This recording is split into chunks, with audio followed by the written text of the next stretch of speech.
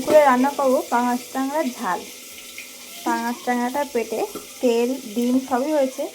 এখানে এখনও ভাজছি, যা তেল ছিটকাচ্ছে আমার হাতে পড়েছিল।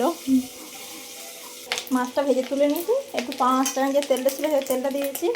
এবার দিয়ে দেবো পেঁয়াজ, পরিমাণ মতন পেঁয়াজ, আর দিয়ে দিচ্ছি একটু চেরা কাঁচা লঙ্কা দিয়ে লাল লাল করে ভেজে নেব।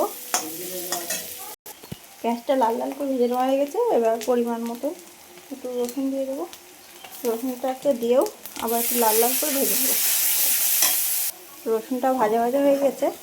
এবার একটু টমেটোটা দিয়ে আবার একটুখানি কষিয়ে নেবো। এবার জিরের গুঁড়ো, ধনিয়ার গুঁড়ো, হলুদ আর লবণ আমি এটা গুলে রেখেছিলাম, ওটাকে দিয়ে আবার একটু কষিয়ে নেবো তেল ছাড়া পর্যন্ত। মশলাটা প্রায় কষানো কমপ্লিট। একটুখানি মিট মশলা গুঁড়ো দিয়ে দিচ্ছি এই সময়।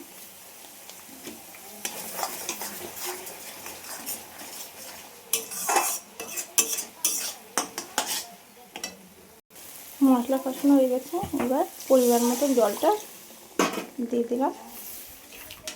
ঝোলটা ফুটে উঠলে তারপরে মাছগুলো ছেড়ে দেবো। ঝোলটা ফুটে উঠেছে, এবার সব মাছগুলো দিয়ে আবার একটু ফুটিয়ে নেব। মাছগুলো সব দিয়ে দিয়েছি, দিয়ে এবার 2-5 মিনিটের জন্য ফুটাতে দেবো। মাছের ঝোলটা ফুটে উঠেছে।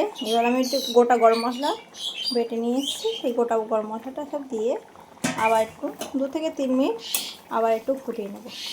গরম মশলাটা দিয়ে ফুটালে বেশ ভিতরে যেন সেন্টটা যেন খুব ভালো লাগে আমার।